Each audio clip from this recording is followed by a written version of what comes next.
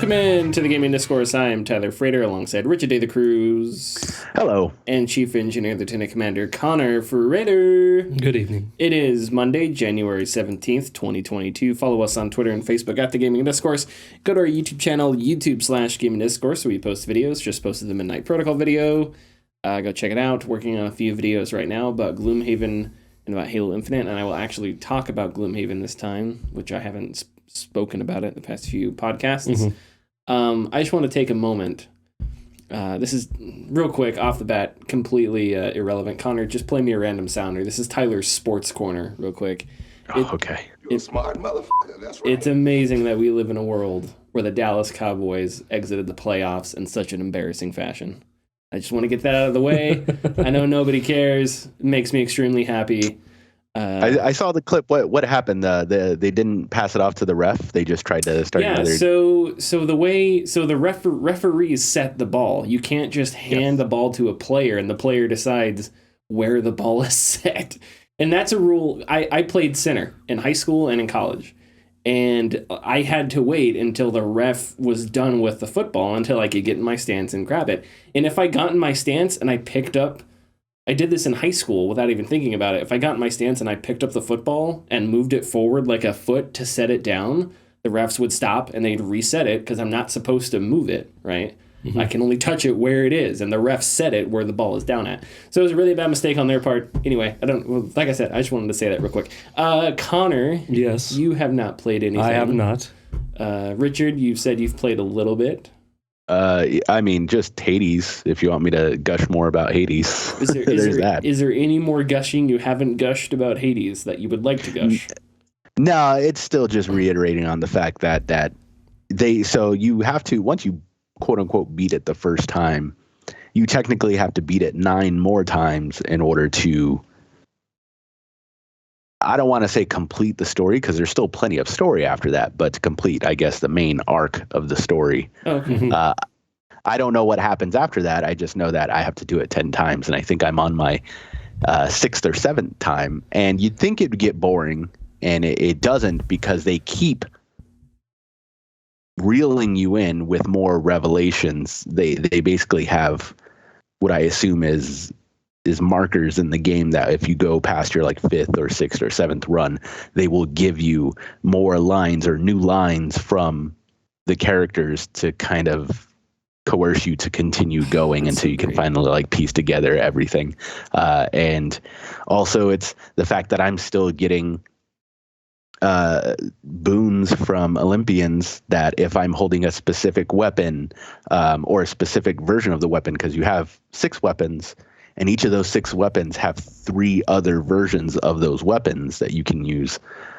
For instance, like your main weapon is a sword, and at certain point, if you upgrade it enough, one of the characters tells you, hey, go to that weapon and speak this phrase. And when you speak the phrase, the weapon unlocks like a final version of it, and it is a version of the weapon held by a historical figure. So the sword, you get aspect of King Arthur. And so it's like, oh, that's the sword that's held by King Arthur in the future. It's because these weapons are timeless. Like there's no interesting. The weapons are, and so who dictates that is the fates, the mythological figures, the fates. They know who's going to get those weapons, and so that's how you come across that those unlocks, and you get them from the strangest of places. I got one from Artemis, who's one of the Olympians that you speak to, and I wasn't expecting it, and she came to me and was just like, hey, speak this weapon to the bow and arrow that you got. And so, okay, and so you go there, and I forgot who has the bow and arrow, but anyways, it's a lot of really neat small stuff like that keeps me coming back. And I don't know exactly when I'm going to be done with Hades. All I know is that the ride is a very, very good one. Yeah, that's one of my favorite things that Hades did was it. So, okay, it didn't just use the gods as, this is Zeus, this is Hades, this is, Aphrodite, whatever. It characterized them in a way that sort of fit your general idea of what they would be, So Dionysus, hey, Zag, what's up, man? He was like a party or whatever. Yeah. So they did, and I don't want to call it over the top, but it was really colorful. But also, like, when you meet Chaos, and it goes from you meeting these gods to you meeting primordial forces of the universe that exist on a different plane, and it's like deeply mythological and deeply existential, and it's really cool. And God of War did that too. It's like you find Tyr's collection of stuff, and it's like you realize there's Egyptian gods and there's gods from these other realms, and so it's like this universe becomes way bigger. Anyway, yeah, every time you talk about Hades, just Godfather 3, just when I think they got out, drive me back in. Yeah, and there's another thing too. I don't know how it went over my head. I barely started thinking because there's so much to think about when you play the game. But there's parts that you go in when you go into a new room. You could have a boon that's from two different gods, and if you choose one over the other, the one who's left will be angry at you. Like Dionysus, for example, will be like, "Wow, I thought we were friends, Zag. What's up with that?" And he'll start attacking you. He'll give you a trial. And I thought it was really neat, only just because I was like, oh, that's a way for them to give you a bonus of like two different boons. But I started thinking about it. I'm like, no, it's because the Olympian gods were petty as shit. And they were assholes. And it's like, oh, okay, I see. You like Athena more than I do. Well, fuck you then. And then, they'll try to kill you. But after you kill them, they're like, all right, okay, let's put this behind us. You're all right, man. And then they go on. So it's genius because it's so subtle. Yep, they were pernicious and petty. Half of Greek mythology was the gods being petty. Exactly. And the other half was Zeus being Zeus. Yes. Okay, so I completed the main story for Halo Infinite. I didn't like the ending. I really enjoyed my time with Halo Infinite. I thought the game was great. I thought the soundtrack was phenomenal. It did a lot of great stuff. I don't want to get into spoiler territory. I was about to ask if you wanted to put a spoiler tag in. So we'll put a spoiler tag here, light spoilers. But, and I don't know how much you guys don't want spoiled. So, like, Richard, you're playing through it. I am playing through it. I think I know the legendary ending. So okay, I don't know the legendary ending. There's another tiny bit. Okay, stuff. I'm gonna say this, and I'm gonna hope it doesn't go too far for Richard's spoiler limit. The questions that we have don't get answered. So the fear that a lot of the story is you just get dropped in the middle of something, and there's just a bunch of stuff that you don't know. You're not gonna know it. It may be in audio recordings and stuff like that, but that's not telling a story. That's supplemental, and that's really disappointing. The ending, it doesn't deserve the ending it has. The ending doesn't make sense that much. The ending has a line that is there specifically. The weapon at the end says something, and it's one of those throwaway lines, but it's so specific. It's like, okay, this line is here because they have a plan for something involving what she just said, because that line is way too specific and odd to just say as a throwaway line. And it just feels so ham-fisted into the ending. Halo's, how do you complete a trilogy that doesn't even have an overarching storyline? How do you do that? Halo 4 positioned itself in a really interesting way. Halo 5 drove the car into a ditch, and then Halo Infinite's like, well, we got to get the car out of the ditch, and we got to get to the supermarket. So what are we going to do? And they drove a beat-up car with 4 of its tires popped to the supermarket. And, and so, I don't know. But at the same time, I just feel like there's... It feels artificial. The ending felt artificial. Like, it's just, without spoiling it, it felt a little uninspired, uncreative, and just superficial. And, one of the problems with narrative today is, how do you keep making money on a character if that character completes their story? Boba Fett completed his story. You're not supposed to understand who Boba Fett is as a person. But now we do. And so, okay, whatever, life goes on, I guess. The Master Chief completed his story.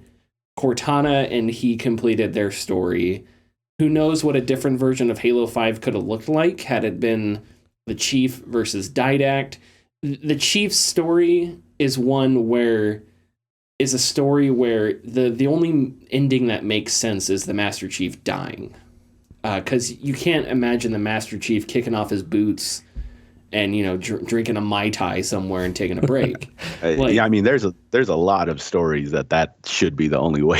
I mean, I can imagine the Master Chief in a retirement home playing Parcheesi with other retirees. Sure, absolutely. Yeah, he would push a little disc thing and it would go through the building, and then he would just like shift to the guy. He'd have like PJs on, but still his helmet. He'd be like super jacked PJs helmet. He'd just turn.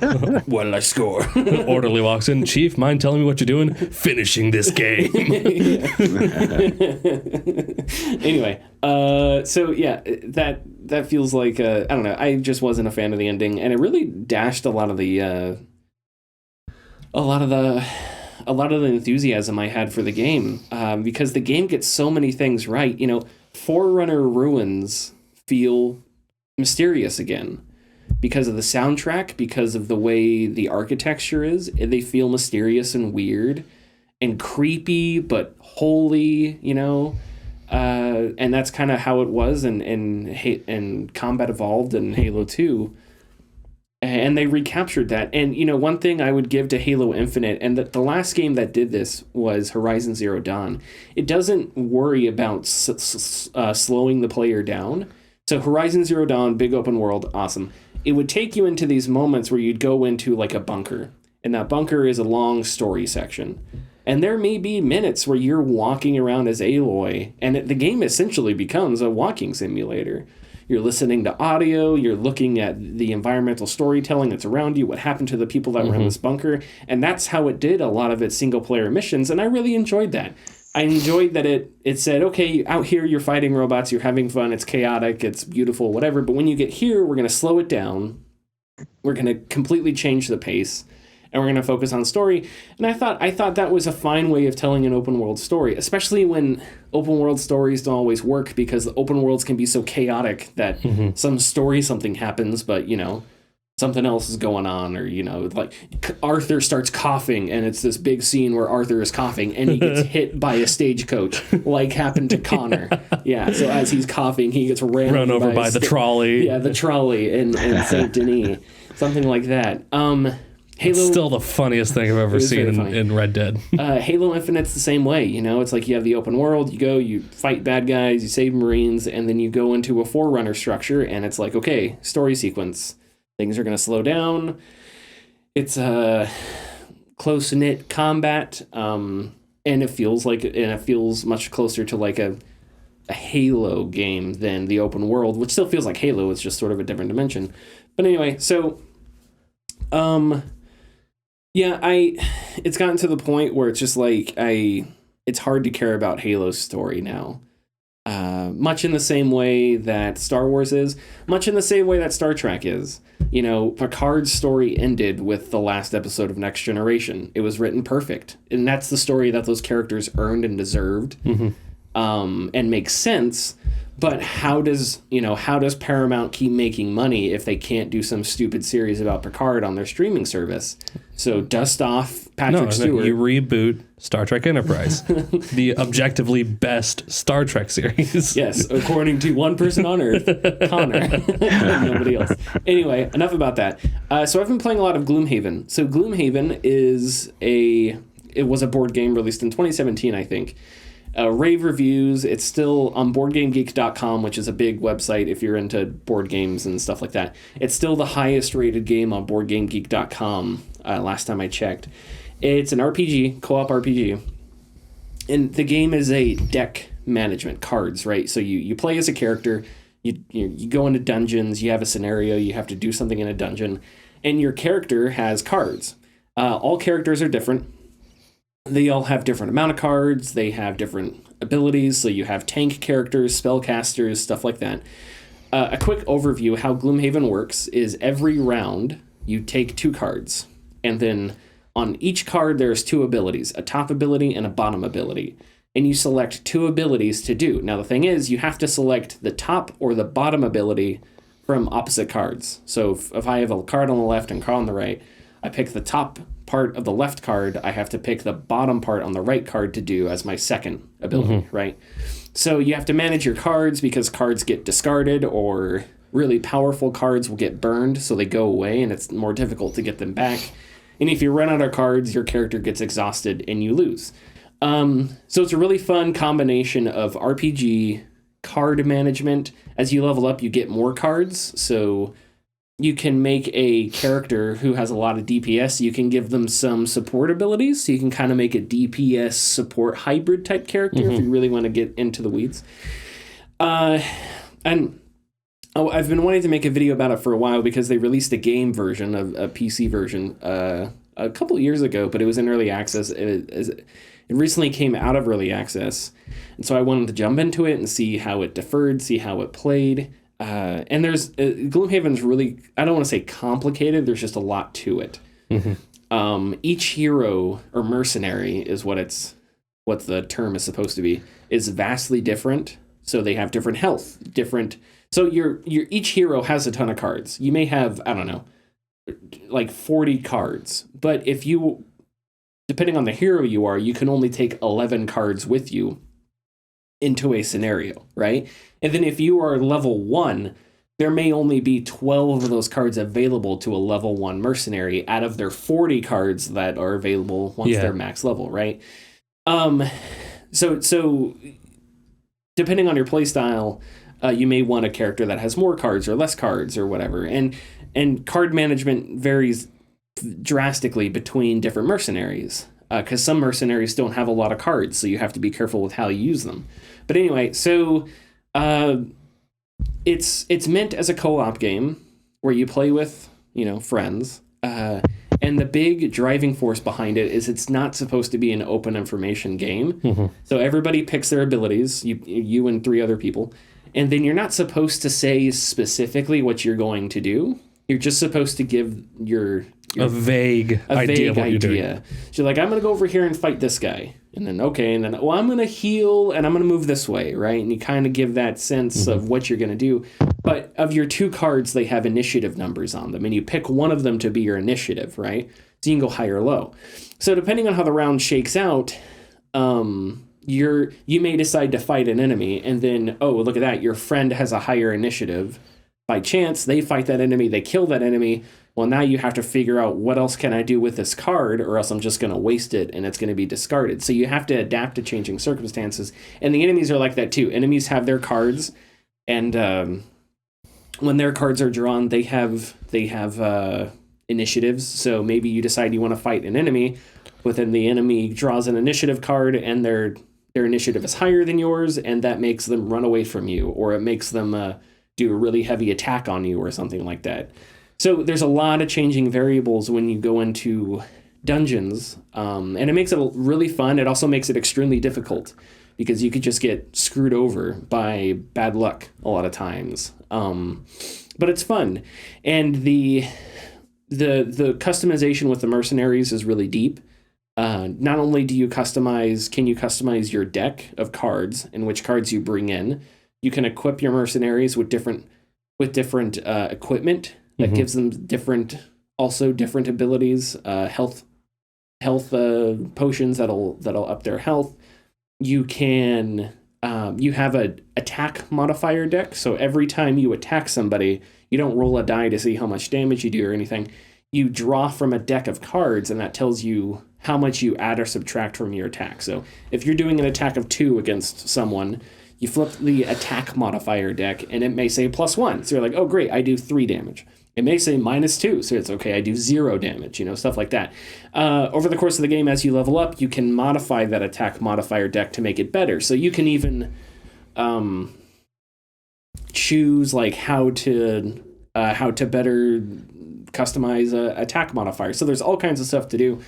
But the biggest difference between my experience, I played through a lot of it, board game co-op with friends, but the biggest difference between that and playing it single player is now that because that element of not knowing what my friends are going to do is gone, now I'm controlling four mercenaries at once instead of having a plan that I'm going to do and I hope my friends do this thing. You get to use the meta strategy. I get to use the meta strategy where all my mercenaries are sort of following what I want to have happen in the scenario. And that makes things a lot easier because we're all on the same page, because I'm on the same page with my brain. But it's still very difficult. I would recommend it if you like RPGs, if you're into deck building games. It's not super deck building heavy because you don't get a ton. It's not like a card game where you have a deck of 100 and you build 50 cards out of it. It's kind of supplementary instead. It's like you have you carry, like, one of my favorite characters is the Spellweaver, who is a really powerful mage, but she only has 8 cards. So in your hand when you go into a scenario. So you really have to be pick and choosy and really know what you're going to do. You don't just want random cards. You want cards that complement each other. And maybe this attack does this much damage if you have this element like fire on the board. So you pick another card that when she moves, she creates fire. So you want to do that card before you do the attack card. So it's all about it's a lot of synergy. Yeah, I would highly recommend it. It is difficult, but it's also somewhat player friendly because if you are in a scenario and you lose, you keep all your experience. And you keep all the gold you've collected. So we kind of joke that if you go into a scenario and you get beat up by demons or skeletons or something, they like drag you out and pat you on the head. And they're like, okay, try again. So it's difficult, but it's player friendly. And I think it's like that because of because a lot is up to fate. You could draw a bad attack modifier and lose a battle, or you can draw great and win a battle. So a lot's up to how well you draw. Highly recommended. I'm working on a video right now. Yes. I was about to say, I remember I was playing the board game with friends. I was playing as the Scoundrel. And we'd gotten into a death spiral. We were going to lose the encounter. And the Scoundrel has an ability just to go grab a chest and run. Yeah. So I did that, and my friends were mad. Yeah, and that's one of the benefits of knowing that you keep a lot. Is that if you're not going to win a scenario, you can sort of do like a suicide. Everybody rush for gold, get what you can. Yeah, because we're not surviving this. So rush for chests, rush for gold. Do whatever you can to get more experience and more gold and whatnot. But yeah, I'm really. The game has the campaign mode, which is a recreation mostly of the board game. Then there's a Guildmaster mode in the video game, and the Guildmaster mode has specific quests for each individual mercenary. It also feels a little player friendly. Like there's more quests to do. It doesn't feel as I don't want to say difficult. It's just not as varied. Like there have already been a couple quests where it's just survive 10 rounds, and it's like, well, that's easy as hell, compared to a lot of other Gloomhaven quests. Yeah. And also you unlock mercenaries way faster. In original Gloomhaven, you get random personal quests, and your random personal quest can be really difficult. Like it can be anything from kill 10 bandits. It's like, okay, well, that's easy. Bandits are everywhere. To something like kill 3 bosses. And it's like, okay, well, that's hard because you have to get into 3 boss fights and you have to have the final blow on each boss fight. Yeah. Yeah. And that's how you unlock a new mercenary in the original Gloomhaven. But in the Guildmaster mode on the PC, you complete a challenge and it's like deal 200 damage your entire party and you get this mercenary, or heal 200 health points and you get this mercenary. So it's a lot easier. Like I've already unlocked half the mercenaries. I think there's 14 or 15 mercenaries in the base game. And throughout my time playing the board game, I think I unlocked me and the people I was playing with. I think we maybe unlocked 5 or 6 altogether, or maybe 7. Yeah, probably like 6 or 7 mercenaries.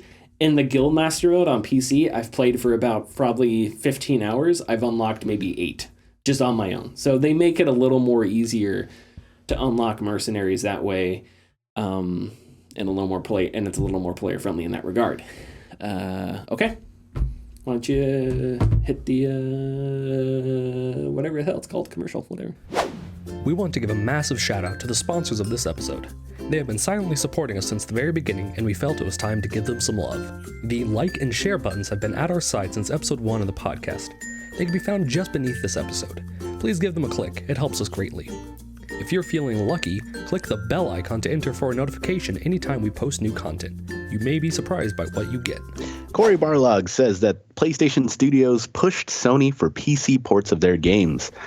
Cory Barlog, creative director on God of War, and Matt DeWald, senior manager of technical production, spoke to GameInformer about God of War's PC port on Steam. GameInformer asked how much insight they had into how Sony decided to port God of War onto PC and if they were pushing for that early on. Barlog said, quote, "I think it was the collective of studios all over saying that this is a really good idea. I think it reached that tipping point. When we had sent so many suggestions that they were like, I'm tired of hearing all this. Fine, we'll do this. It's a process. We're still figuring it out as a company and as individual studios how to do this and what the process and strategy will be." God of War, of course, you guys know, well, I hope you guys know, released to massive success on Steam. I think it had over 70,000 concurrent players this last weekend. So it's great news for Sony. Yeah, that makes me wonder what Sony's resistance to PC is. They're doing it for the kids. Yeah, well, there we go. We all know that Jim Ryan really cares about them children. Don't want to get them mixed up with the bad guys. That's why we can't have cross-platform. That's an old school story, by the way. Yeah.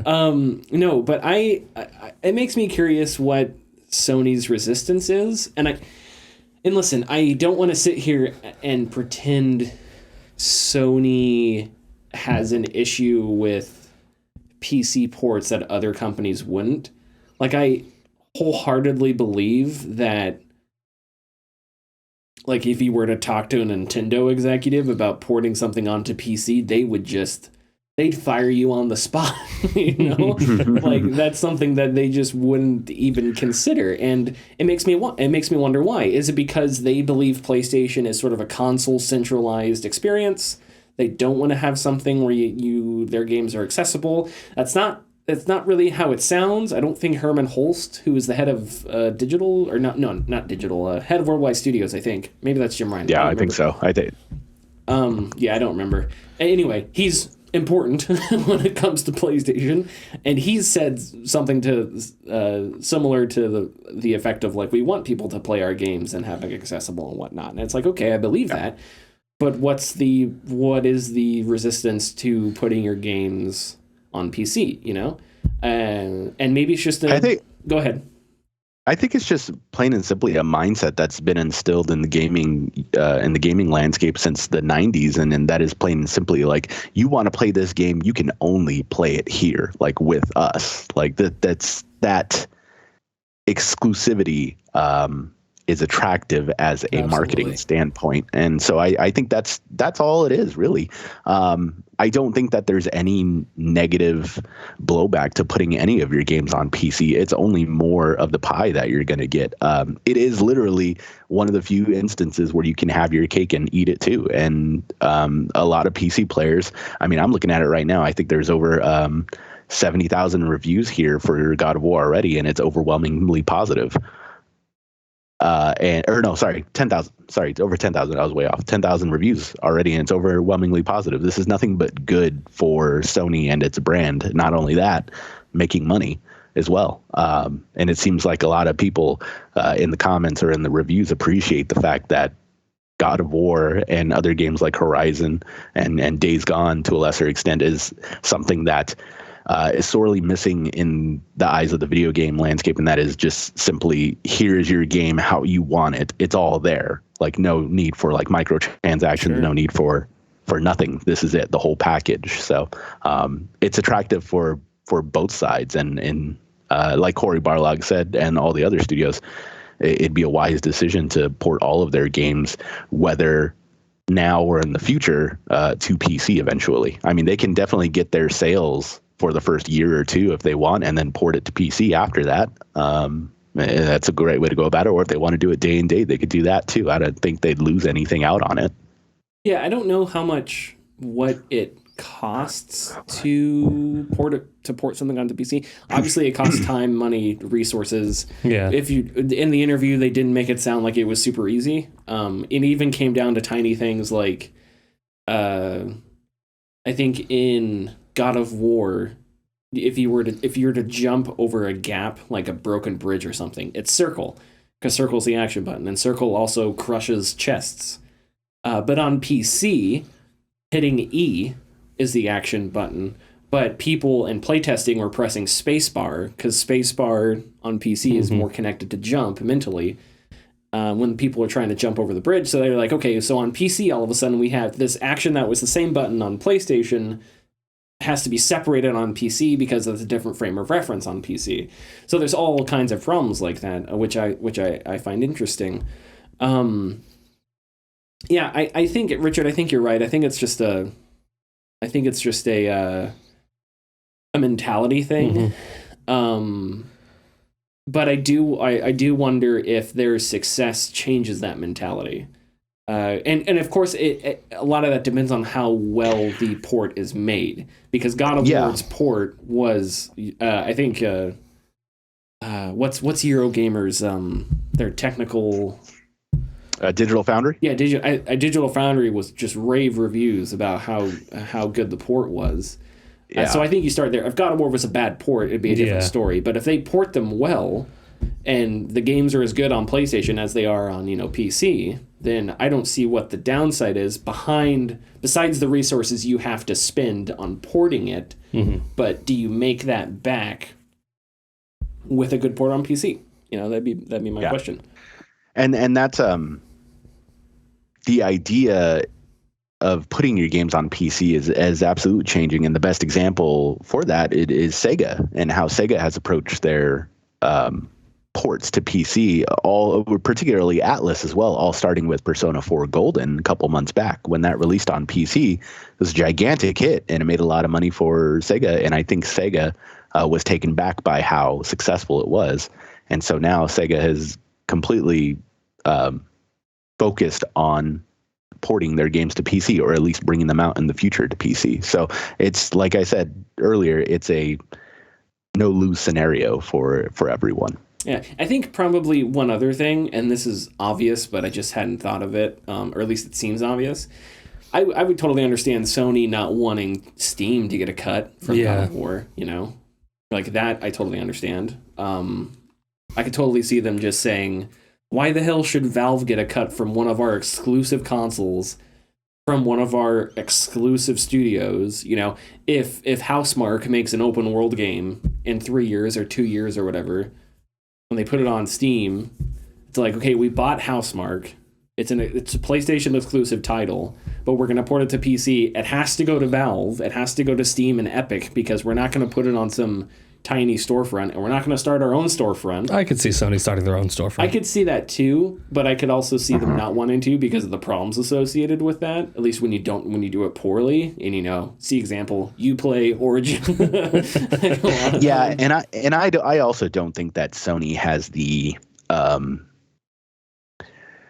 library for that. That sounds silly, me saying that, but they only come out with a hit game a couple times a year, and then beyond that, they would have to play tug of war with all these other companies trying to vie for attention, from Uplay, Origin, and Epic. And Epic now, I mean, Epic just secured Final Fantasy VII Remake for exclusivity on their platform, and so Sony would have to, like I said, fight for that, and I don't think they want to go through the headache of having to do all of that and spend even more money doing that. Yep. Yeah, so maybe it comes down to God of War is so successful that it's just like, hey, yeah, maybe Valve's getting a cut, but look at all the business it's bringing in, and maybe that changes. Maybe that's something that changes their tune.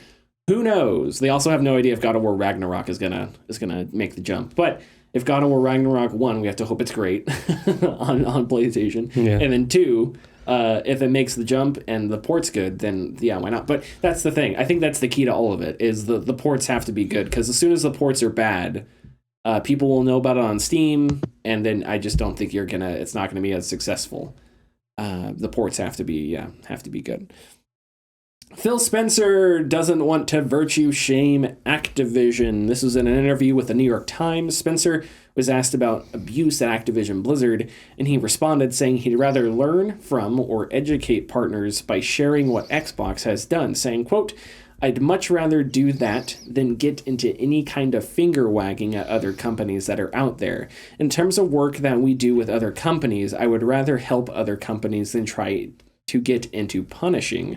I don't think my job is out there to punish other companies," end quote. Spencer wouldn't elaborate on how specifically Xbox has changed its relationship with Activision Blizzard since the Activision Blizzard story has exploded. And there was one other addendum I wanted to put on this story, but I forget what it is now. Phil Spencer, so the letter, if I remember correctly, the letter that he sent Xbox was internal, and it was reported by somebody when the allegations about Activision Blizzard first came out. So this is, as far as I can tell, is maybe the first time he's talking about it publicly, but that could be absolutely wrong. I don't know. I partially agree with Phil Spencer here. I also partially disagree with Phil Spencer here. So, yeah, go ahead. I was just agreeing with it. I think I don't think that taking a stance and saying things need to change at Activision Blizzard is virtue signaling or virtue shaming Activision Blizzard. I don't think that's a hot take, saying that this company that's doing something wrong needs to change. Yeah. So it seems more like just deciding that we're going to stay out of it and we're going to make sure our shit is settled before anything that could come to light from Microsoft comes to light. Yeah, and there are things going on. What it made me think of was, like in the NBA, right? The NBA is very socially aware, socially active, right? And a couple of years ago, when you had the Hong Kong protests, all of a sudden, all these NBA players that are constantly talking about social inequality, about systemic racism, which is great for athletes to do, all of a sudden... Side with China. All of a sudden, it was, hey, Hong Kong's really complicated. We don't want to talk. And why do you think they did that? Well, basketball and the NBA just happens to sell really well in China. It doesn't take, Sherlock Holmes to draw a line there. So all of a sudden, and this includes LeBron James, Steph Curry, all the big names, all of a sudden, the social activism of the NBA looked extremely hollow, because here you have democracy, which, you would think everyone who agrees that systemic racism is wrong would also agree democracy is a good thing, was going on in Hong Kong, and it was really lukewarm from the NBA. And that makes everything else they do extremely hollow and insincere. And so I think that's where Phil Spencer is coming from, is... we're not going to finger wag at other companies because Xbox... Now, the thing I might have asked is, okay, let's not talk about Phil Spencer from Xbox. Let's talk about Phil Spencer... From Earth. From Earth. You as a human being. What's your reaction? And then there, I think, he could... If he wouldn't elaborate from there, I'd say, okay, come on. Like, this isn't about your state, that your position as somebody at Xbox. This is your position as a human being. If you can't take a stand there, like, come on. So that would be my follow-up question. And I didn't read the entire review, so I don't know if the entire interview, so I don't know if they asked him that or not. But so yeah, that's why I disagree / agree, because I understand where he's coming from. I also understand it's not difficult to condemn Activision Blizzard, and do something to not punish them, but just to take a stand. Just to take a stand. I mean, they've already done that to an extent, but they really haven't done anything officially other than saying, "Hey, it was wrong," and then moved on. Sure. Yeah. Well, they Phil Spencer has said that what's the quote here? They worked on things internally, but they've worked on things internally. He won't say specifically what they're doing or what, and so I don't know. Maybe I'm naive, but Phil Spencer is one of the executives that I like. He's maybe the only, and it's only because he wears blazers. That's it. I like Sean Layden. But this is one where it's like, okay, I would love to ask him, Phil Spencer, from wherever you're born as a human being, what's your opinion of Activision Blizzard? Because if you're not going to elaborate because it's Phil Spencer from Xbox, okay, not a fan of it. I understand it. Whatever, live and let live. But the other side of that is Phil Spencer, the human being, I would love to hear. And if he was like, well, it's a complicated issue. We talked like Bill Belichick for a couple of seconds. I go, okay, yeah, you're at 5,000. Sorry, Richard, go ahead.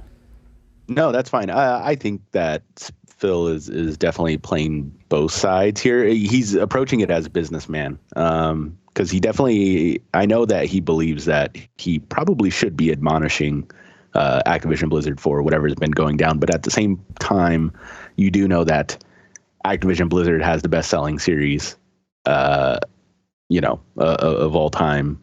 Well, not of all time, but one of the best-selling series in video games every single year. And a lot of people play on their console. So he still has to upkeep a particular type of relationship with Activision. Although I believe that he can definitely do that without... he could definitely say something without incurring the quote-unquote wrath of Activision Blizzard, because I think that Xbox would make money off of Activision either way, with Call of Duty series being on Xbox. Sure. He's just saying what both sides want to hear, I guess. And that's kind of how I feel about this. He's not doing anything particularly wrong. It's just one of those... I guess I'll say hands are tied situations. Yeah, but I think we would all prefer it if he was like, hey, Bobby Kotick should resign. Absolutely. I think we would all prefer that. Yes, of course. We all prefer a world like that. And I would hate to be in a position where I couldn't say that, because that would make me feel less about myself. But anyway, the other thing is that I think another term, I think people probably didn't like the virtue shame term because it brings up virtue signal, right? Yeah. Which is one of those catch-all phrases that has been milked down, watered down to like nothing, not even water. Like it's dried out water, it's dust. Like it's been used up so much that it's lost all meaning. So when I saw an article a few weeks ago that was lambasting a priest for virtue signaling. It's like, that's the guy's job. Right. Well, no, but I think, and that goes back to like the NBA thing. Yeah. Is if you're using virtue signal in a way that it makes sense, as in you're grandstanding, you're insincere, right? That would be something like. But just anytime someone takes a stand, we feel like virtue signaling. Yeah, exactly. I think gay people should have rights. Virtue signaling. Virtue signaler. Yeah, just like okay, all right. Okay, we're good to move on. Yes. Guess what, guys? We're talking. Forget what I said about Phil Spencer. Now we're talking about my favorite executive, ladies and gentlemen. Take-Two buys Is it Zynga? We've had this discussion. Zynga. Like Bazinga. Like Jenga. Like Bazinga. I like that because I hate Bazinga and I hate Zynga. So right. Take-Two. I'm just kidding. I don't hate Bazinga. Take-Two buys Zynga. Oh, okay. And Strauss Zelnick speaks. Take-Two bought Zynga for $12.7 billion.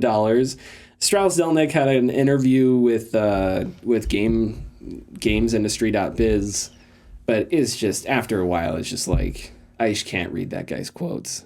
So I was going to put a quote here from him, but blah, blah, blah, blah, blah. Money. Here's a quote from Strauss Zelnick, everybody.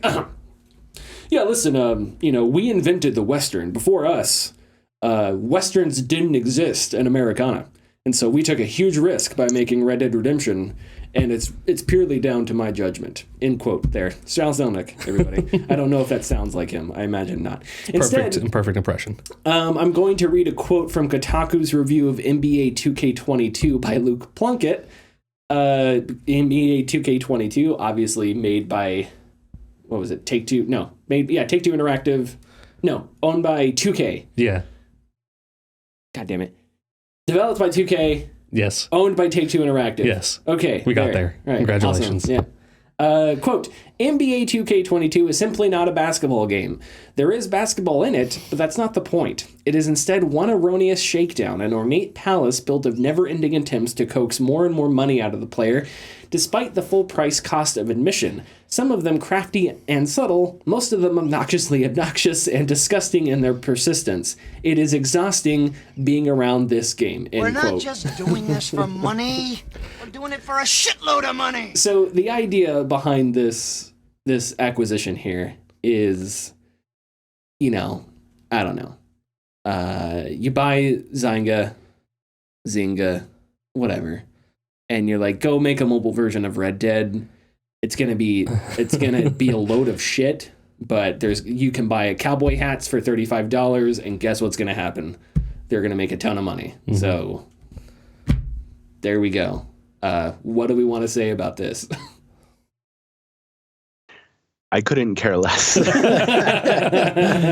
think the silence followed by I couldn't care less is the exact answer we needed. I mean, like, we don't know what this will bring, because we faced this years ago when EA bought King, and nothing happened with that. They kind of just let King be King and do whatever they wanted. Like, or is Zynga gonna just kind of do what they want now? I know that they're developing the Star Wars Hunters game or whatever it is, but other than that, I mean, I can't even remember what else Zynga does. But yeah, I don't know if this will change any of their development plans for the future. It definitely is possible that it could cause mobile ports for some of their other games. Like, I mean, I can see Borderlands on Android because it was on the Vita and it ran like shit on the Vita.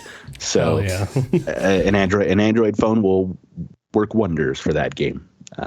So I don't know. Yeah, I think ultimately this is a like throwing a rock in a pond. Like I couldn't care less. No, well, here's the reason I wanted to talk about it is because, right.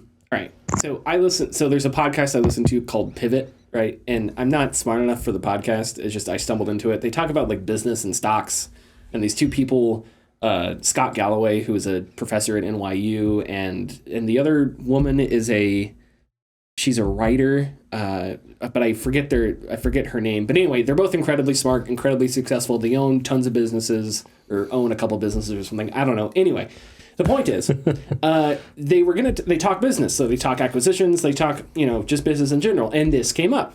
And I was listening to the podcast and I thought it was interesting because when they started talking about this, the frame of reference they had was they didn't, and they admitted to this, they don't know anything about video games. These two incredibly successful, incredibly smart, intelligent, one is the professor, right? People don't know anything about video games. And I thought that's interesting.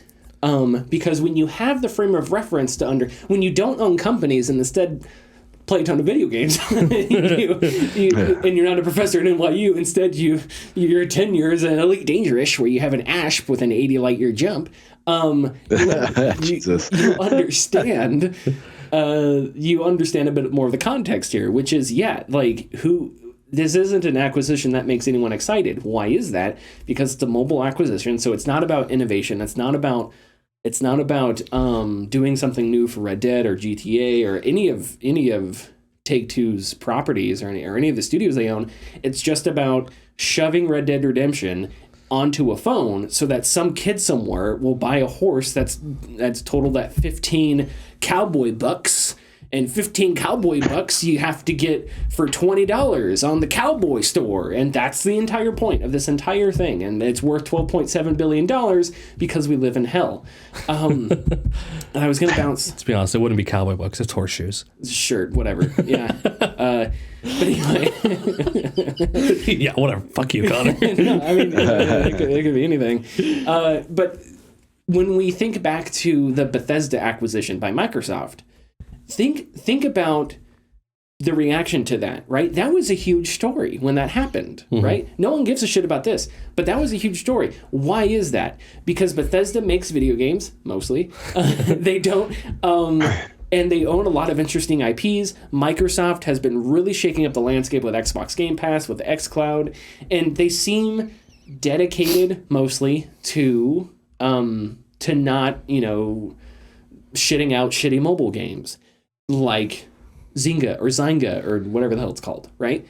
So I think the reaction there is interesting because they're both the same story, but they're different contexts. But if you're someone who's a professor at NYU and super intelligent and successful and don't play video games, the frame of reference isn't there. And I find that interesting because it makes me wonder about, sometimes on the show we talk about how do people that don't play video games, what do they know about the news? And we talked about the guy who works, 50-hour weeks. He got a PS4 a couple years ago. He plays Call of Duty. He doesn't know who develops it. He doesn't know who Bobby Kotick is. He has no idea what crunch is, He's a good guy. I mean, he probably knows who developed it 'cause it shows at the start. Well, maybe, but he's on his phone. He kind of know what crunch is because he works 50 hours a week. Yeah. This is true. Well, he doesn't know the term for it then. But the point I'm trying to make is that, that's that casual fan that doesn't understand the news. But those casual fans are a large part of the market, and they're a large part of these decision-making processes, and they're a large part of how people like Strauss Zelnick view demand. And we contextualize these differently because in our mind, demand is, or what players want, right, is innovation, single player, whatever, good games. But to Zelnick, what players want is microtransactions. And so when you're talking about these acquisitions, having a frame of reference for video games is interesting because if Richard were to say nobody gives a shit about the Bethesda deal, we'd all be like, what the hell are you talking about, right? And for good reason, because it's a totally different context. But yeah, with this Zynga thing, it's like, who cares? Because you're not going to do anything special besides the cynical, reductive microtransaction economy that you've already shoved into GTA. And that's all this is. This isn't innovative. This isn't pushing humanity forward. This isn't pushing art and entertainment forward. It's just base primordial money making. So screw your deal. But anyway. The next Take-Two game to have microtransactions, you're going to see down at the bottom corner, powered by Zynga. Oh, man. Yeah. Gross, isn't it? And, it makes me... You're right, though. It makes me so sad that, like, how many NBA games are out? Are there still 2 NBA games made? I don't know. Yes, maybe. I don't know. I don't know if EA still makes theirs. Let me see. I'm going to look that up. I don't know if NBA Live is still a thing. But that just makes me really sad. I'm not a big sports game person. But the past couple times I get into it, the microtransactions have just been awful, just been god awful, and it makes me pine for the days when you could create your own fan in Madden and he'd be holding a hot dog or something funny, but that's not the goal of developers nowadays. And once EA gets the college football back up and running and there's the money to be made from that, I don't even want to know how they're going to try and weasel their way out of trying to stop athletes from taking some of that microtransaction money. But anyway, looks like NBA Live 19 was the last one that came out. Oh, okay. Yeah. Was that the one that had they tweeted out a picture of Kyrie with the Cavs, but he was with the... Oh, that was a long time ago. That was it? 14, I think. Yeah. Okay, because one of them, they tweeted out a picture of Kyrie, but he had already left for the Celtics, I think, at that point. You mean the Celtics? Jesus Christ. Hey, I know sports. Okay. Anyway, it doesn't matter. Are we ready for tidbits? We're ready for tidbits. Yeah, of course. Let's do tidbits. A man discusses the news, but not like the big news, the little news. Little bit. This is the tidbits. Take it away, Richard. Oh, thank you for the signal, because I can't hear it on my end. So. Modder X Progger has ported the original Tomb Raider to Game Boy Advance. This modder wasn't sure if Tomb Raider could run on a GBA, but after enough optimization, he was able to show off this alpha version, which I know we can't show you here, but maybe we'll post a link up or something. But he has a video of him playing the original Tomb Raider in 3D on a Game Boy Advance, which is originally thought to be a 2D only system, but he was able to push 3D out of that thing. He said, quote, "There are many further improvements I have planned," he explained over on the GBA temp forums, as well as optimization of content and video to fit the entire Tomb Raider game on a 32 megabyte cartridge. But so far, only 3 levels are available. It doesn't run like, the best, but it's fully playable. You can see him do it. It's pretty wild. So, there's that, and that's pretty awesome ingenuity there. That's freaking awesome. It makes me so happy that there are people modding that there are forums dedicated to modding the Game Boy Advance. I don't know. It just makes me happy. Yeah. There's the forum is called GBA Temp, like temporary, like GBA Temp. But yeah, that forum in general is just full of all these guys doing crazy stuff with mods. So it's a very cool place to be at and check those types of things out. So yeah, Awesome Games Done Quick has raised over $3.4 million for the Prevent Cancer Foundation. This was just last week, but the speedrunning event is held in January every year and during the summer for Summer Games Done Quick. Noted runs included a Step Mania / In the Groove run that lasted for about an hour and 50 minutes, involving crazy modifiers and tricks. Step Mania and In the Groove is basically Dance Dance Revolution, but they're kind of offshoots of it.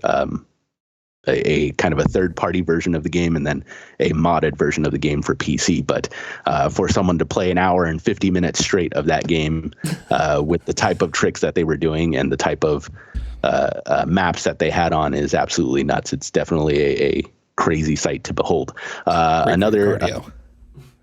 Absolutely great for your cardio, yeah. Another crazy run was a guy who beat Sekiro in under 2 hours, completely blindfolded. You have to watch it. It's really, really awesome.